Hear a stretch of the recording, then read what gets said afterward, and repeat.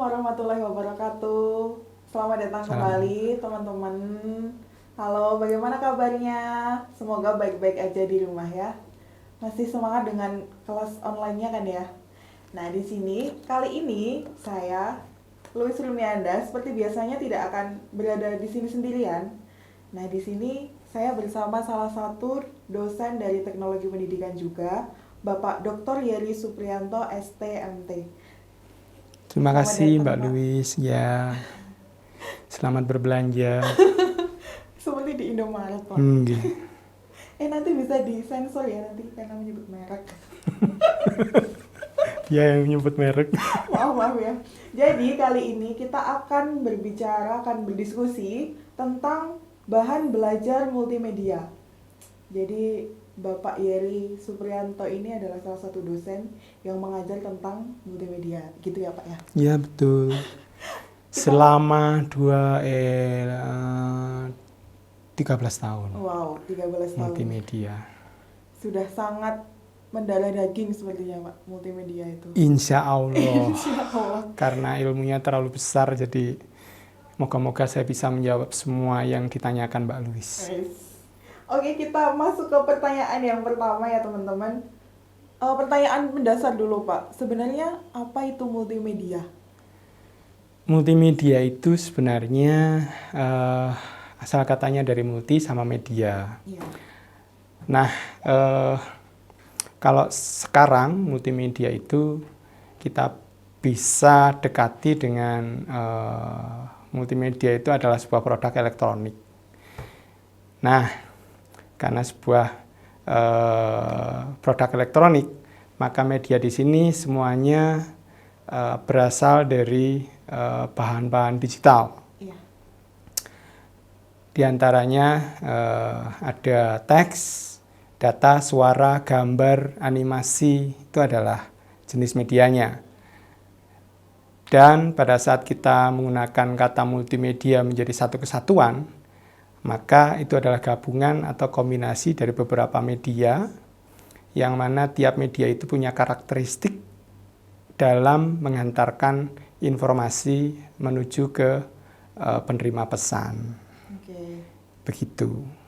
Jadi multimedia itu terdiri dari banyak media yang digabung menjadi satu gitu Pak. Betul. Hanya gabungannya itu butuh penyesuaian, jadi tidak bisa digabungkan semuanya karena ada prinsip-prinsip yang harus kita ikuti. Oke. Jadi nggak sembarangan. Nggak sembarangan, iya betul. Kalau Terima kasih. kita khususkan lagi ke bahan belajar multimedia, berarti seperti apa itu Pak? Kalau bahan belajar multimedia, berarti bahan itu digunakan untuk belajar ya. Iya, betul. Nah, pada saat orang belajar dengan memanfaatkan multimedia, maka bahan itu harus bisa menyampaikan sesuai dengan karakteristik dari media yang digunakan untuk menyampaikan pesan. Begitu. Jadi tidak hanya sekedar bahan sendiri-sendiri dalam elemen yang terpisah, tapi dia adalah komponen yang dikombinasikan sesuai dengan karakteristiknya masing-masing. Begitu Mbak Luis. Untuk mencapai tujuan dari pembelajaran. Ya, untuk mencapai tujuan pembelajaran. Kalau untuk, kita lanjut ke pertanyaan yang kedua Pak. Untuk jenis-jenis bahan belajar multimedia itu ada apa aja Pak? Jadi kalau sudah kita spesifikasi bahwa bahan belajar multimedia ini adalah bahan belajar produk elektronik, maka kita tidak terlepas dari ada dua jenis, yaitu multimedia linier sama multimedia non-linier. Linier dan non-linier. Nah, mari kita kupas satu persatu. oh gitu, ya. Jadi multimedia linier itu sebenarnya penyampaian informasi secara simultan. Kita tidak bisa memilih bahan apa yang kita inginkan. Itu adalah multimedia linier. Jadi secara berkelanjutan penyampaian informasi itu tanpa ada jeda, tanpa kita sebagai orang yang belajar memilih mana yang kita inginkan untuk kita pelajari. Tapi pada saat multimedia non-linier, maka multimedia itu kita bisa menggunakan untuk bahan belajar kita. Jadi kita ingin belajar apa, nah kita tinggal menyeleksi, memilih secara langsung. Mana yang ingin dipelajari, mana yang ingin dikuasai, gitu. Kalau untuk linear tidak bisa seperti itu ya Pak? Tidak bisa. Runtut. Harus runtut. Contoh sederhananya sebenarnya itu adalah video, Ya. animasi, nah itu multimedia linear. Cuman video punya definisi sendiri, animasi juga punya definisi sendiri, dan itu adalah elemen-elemen dari multimedia. Nah, sehingga multimedia linear, kalau berdasarkan referensi saya baca, itu adalah contoh sederhananya adalah slide PowerPoint yang dijalankan otomatis, itu adalah salah satu bentuk multimedia linear. Jadi begitu. Tidak bisa dipilih slide-nya yang nggak bisa. Otomatis dari awal sampai akhir harus ditonton. Itu tadi kan ada 2 jenis pembagiannya untuk linear dan non-linear. Iya. Nah itu apakah ada pengelompokan lagi di dalamnya Pak? Ya, kalau multimedia linear sudah jelas ya. Iya. Nah, kalau multimedia non-linear, multimedia non-linearnya itu kalau kita mengacu pada Handbook of Research-nya orang TEP, yaitu Handbook of Research on Educational and Communication Technology, maka multimedia non-linear itu sudah bukan sebagai sumber belajar secara mandiri, tapi dia membentuk satu lingkungan pembelajaran berbasis multimedia. Nah, pada saat lingkungan pembelajaran berbasis multimedia itu muncul, maka mau dijadikan apa multimedia itu? Apakah tutorial, ataukah drill and practice, ataukah game, ataukah simulasi? Nah, akhirnya bentuknya jadi banyak. Jadi bermacam-macam. Iya. Nah, kalau misalkan mau diklasifikasikan, sebenarnya hanya cuma 2 jenis, yaitu multimedia interaktif dan multimedia lingkungan belajar berbasis multimedia. Jadi kalau multimedia interaktif ya pengguna bisa berinteraksi dengan multimedianya secara langsung. Tapi kalau sudah lingkungan belajar berbasis multimedia, nah lingkungan belajar apa yang mau dibangun di situ dengan memanfaatkan multimedia. Nah itu akan sangat berbeda 2 hal itu. Oke. Menarik yang tadi Pak, untuk bagaimana seorang pembelajar itu bisa berinteraksi secara langsung dengan multimedia. Yang dimaksud berinteraksi secara langsung itu mungkin seperti apa Pak? Jadi misalkan dia kepingin belajar tentang sistem pompa udara untuk mengisi ban. Nah, dia tinggal ada menunya, dia tinggal memilih mana yang ingin dipelajari dari memompa gas itu. Nah, dia secara langsung seperti itu berinteraksi. Jadi ada request, ada respon. Nah, begitu. Interaktivitas itu cuman prinsipnya adalah pada saat kita merequest sesuatu, kemudian sistem itu akan merespon, maka itu sudah kita namakan interaktif sesuai dengan keinginan kita. Nah, ada beberapa ada beberapa kesalahan atau kekeliruan yang berada di lapangan, bahwa pada saat orang menjawab kuis itu adalah dikatakan interaktif. Tidak bisa. Interaktif itu tidak seperti itu. Interaktif itu apa yang kita inginkan. Kuis itu kan kadang-kadang pembelajar nggak menginginkan adanya kuis. Mereka inginnya belajar. Nah, itu akan sangat berbeda dengan interaktif pada saat didefinisikan ada request, ada permintaan, kemudian ada tanggapan, respon dari multimedianya itu sendiri. Walaupun jika pada kuis tersebut kan kita memberikan jawaban kepada di dalam kuis tersebut dan kita mendapatkan respon nilai, itu tetap belum bisa dikatakan. Apalagi respon nilai. Respon nilai itu bukan respon sebenarnya, itu adalah salah satu bentuk penilaian. Tapi pada saat umpan baliknya berupa clapping atau umpan baliknya berupa apa yang kurang tepat di sana, kemudian kita harus belajar apa, itu akhirnya akan bergeser ke intelligent tutoring system. Jadi sistem tutorial tapi cerdas. Nah, jadi sistem itu bisa memilah dan memilih pada saat pembelajar tidak bisa menjawab pertanyaan itu, maka dia akan diarahkan ke pokok bahasanya langsung. Oke. Berarti memang dua hal yang berbeda ya Pak ya? Dua hal yang berbeda. Untuk pertanyaan selanjutnya Pak, kita lanjut ke pertanyaan yang ketiga. Sebenarnya seberapa penting multimedia ini berpengaruh dalam proses pembelajaran? Sangat penting sekali. Jadi sangat penting sekali. sangat penting sekali. Kenapa? Karena manusia itu dianugerahi 6 panca indera. Salah, 5 panca indera. 5 panca indera. Ya, betul.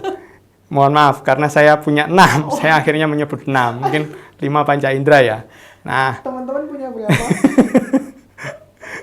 Jadi 5 panca indera ini yang dianugerahkan Tuhan kepada kita manfaatkan sebaik-baiknya untuk sebagai perangkat masukan dari luar menuju ke diri kita. Nah, manusia dianugerahi untuk memasukkan informasi, pesan, dan sebagainya itu hanya 2, yaitu modalitas sensori, visual, dan auditori.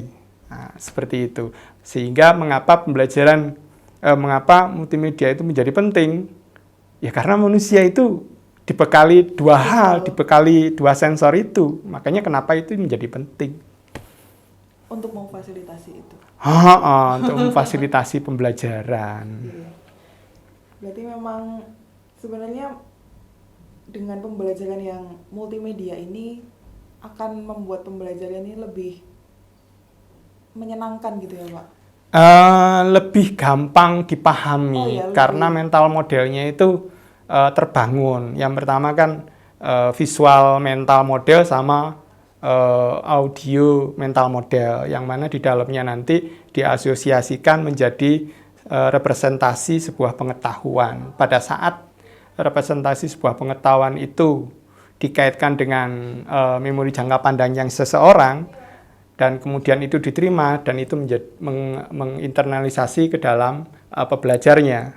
Nah, itu adalah teori yang ditawarkan oleh Richard Mayer, Cognitive Theory Multimedia Learning.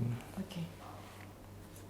Tapi kalau untuk kita di masyarakat sendiri tidak memungkiri bahwa pembelajaran itu masih belum semuanya mengenal multimedia gitu Pak. Nah, saya mau menjawab komentar itu. Sebenarnya guru-guru itu sudah menerapkan multimedia dalam konteks pembelajaran kelas. Mereka itu sudah menerapkan multimedia. Hanya pada saat kita menyampaikan pembelajaran di kelas dengan menggunakan multimedia, semestinya guru bisa memilah dan memilih pengetahuan apa yang mau disampaikan dengan karakteristik apa media yang digunakan pada saat pengetahuan itu disampaikan. Menurut teorinya Gagne, pengetahuan itu ada 4. Dan menurut Anderson, pengetahuan itu juga ada 4. Hanya bedanya, kalau di Gagne sama Anderson yang sama itu adalah pengetahuan fakta, konsep, sama prinsip. Nah, sedangkan yang keempat di antara Gagne sama Anderson itu berbeda. Kalau Anderson metakognitif. Tapi kalau di Gagne itu prosedural. Begitu. Ini sudah menjawab yang ingin saya tanyakan sih Pak sebenarnya. Yaitu sebenarnya apa aja hal yang harus dipertimbangkan itu tadi multimedia. Jadi memang harus disesuaikan dengan karakteristik pengetahuannya dan media apa yang pas pada saat pengetahuan itu disampaikan. Misalkan begini, prosedural mengganti ban mobil yang sedang kempes. Nah, kalau Anda belajar menggunakan teks ya bisa-bisa saja. Cuman pada saat ada misalkan lepas baut berukuran 12 inci. Nah, pada saat orang tidak tahu itu baut yang mana, akankah lebih indah ditampilkan dalam bentuk gambar. Tapi prosedural itu akan lebih baik lagi pada saat disampaikan dengan menggunakan video. Begitu. Prosesnya seperti apa? Kita memasuki pertanyaan yang kelima, Pak. Moga-moga ini yang terakhir ya, saudara. Oh, enggak, Pak. Masih ada satu lagi. Saya sudah lemas ini. Pertanyaan yang kelima. Mengapa multimedia ini penting dalam proses pembelajaran gitu Pak. Jadi pada kondisi yang seperti apa multimedia ini sangat penting digunakan dalam proses pembelajaran? Ya penting semua. Oi. Penting semua ya. Sudah 13 tahun mengajar multimedia. Iya. Pak, ini.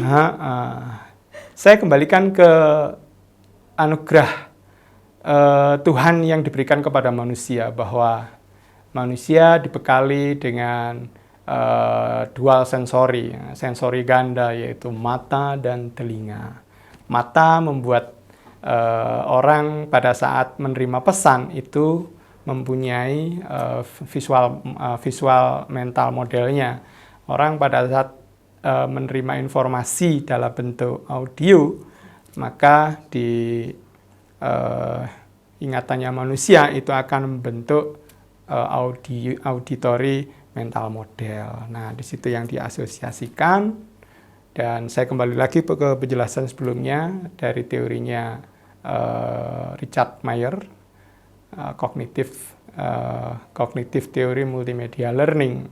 Pada saat dua mental model itu diasosiasikan dan kemudian menarik ke pengetahuan jangka panjangnya seseorang, nah itulah yang akan menjadikan satu bentuk pengetahuan baru yang kemudian bisa disimpan di long term memorinya menjadi sebuah ingatan baru. Begitu.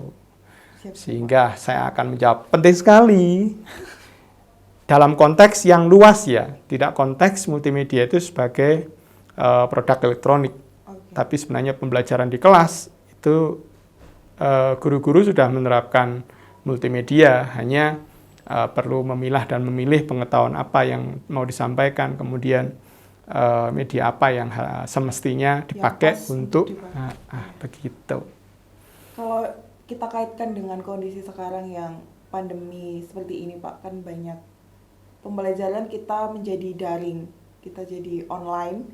Nah, itu apakah penggunaan multimedia ini dapat membantu juga dalam pembelajaran online itu Pak, dalam menyampaikan ya materi? Kayaknya itu tidak ada di sini. Saya harus belajar lagi ya. Jadi begini, saya berani bertaruh, semua guru-guru, dosen atau siapapun pasti memanfaatkan bahan ajar multimedia atau bahan belajar multimedia. Saya yakin semuanya menggunakan itu. Jadi tidak bisa dipungkiri bahwa multimedia itu dalam kondisi apapun itu pasti digunakan, karena memang multimedia itu sangat menghormati anugerah Tuhan yang terindah, yaitu mata dan telinga. Apalagi di kondisi yang kita dipaksa untuk tidak bisa bertemu secara langsung ya Pak. Mungkin ada lagi yang ingin disampaikan? Males ah. Iya. Secukupnya gitu saja. Biar teman-teman di sini biar penasaran gitu ya Pak. Nanti selanjutnya selengkapnya ada di perkuliahan gitu. Ya, jadi memang harus kuliah dulu. Harus kuliah dulu. Kuliahnya harus di tab UM, karena memang kita yang sudah menawarkan mulai dari awal tentang prinsipnya Mayer yang orang lain belum meyakininya, dan mencibir bahwa prinsip desainnya Mayer itu tidak bisa dipakai atau diimplementasikan. Nah, Anda salah. Prinsipnya Mayer itu berasal dari penelitian. Nah, kalau Anda mendesain berdasarkan apa? Kesenangan. Apakah itu bisa digunakan untuk belajar? Belum tentu kan? Iya. Hanya kesenangan saja. Hanya kesenangan produsennya saja. Anda tidak pernah menghargai orang yang belajar dengan menggunakan itu. Sebenarnya kita mengembangkan itu kan untuk orang lain, bukan untuk kesenangan Anda. Anda siapa? Iya. Untuk memfasilitasi. Untuk memfasilitasi orang belajar, bukan kearoganan Anda. Wah, ini kalau dilanjutkan bisa rame ini. Kalau gitu kita sudah cukupkan saja. Alhamdulillah kita cukupkan daripada saya naik pitam. Aduh. Maaf untuk pertanyaan yang sebenarnya tidak ada tadi, Pak. Nggak apa-apa. Oke, sepertinya sudah cukup terlalu panas kalau nanti kita lanjutkan ya. Jadi kita sudahi saja untuk diskusi tentang bahan belajar multimedia kali ini. Terima kasih Pak Iri sudah Kembali hadir di kasih. sini. Semoga saya dipanggil lagi. Oh siap, nanti kita ngobrol lagi yang Nggih. lebih panas. Hanya waktu yang memisahkan Oh, kita. Siap. Terima kasih teman-teman ya sudah menonton sampai akhir. Kalau penasaran tentang apa itu prinsip Mayer, apa itu teori-teori yang disampaikan oleh beliau, jangan lupa dicari di artikel. Oke, terima kasih. Wassalamualaikum warahmatullahi wabarakatuh. Assalamualaikum warahmatullahi wabarakatuh.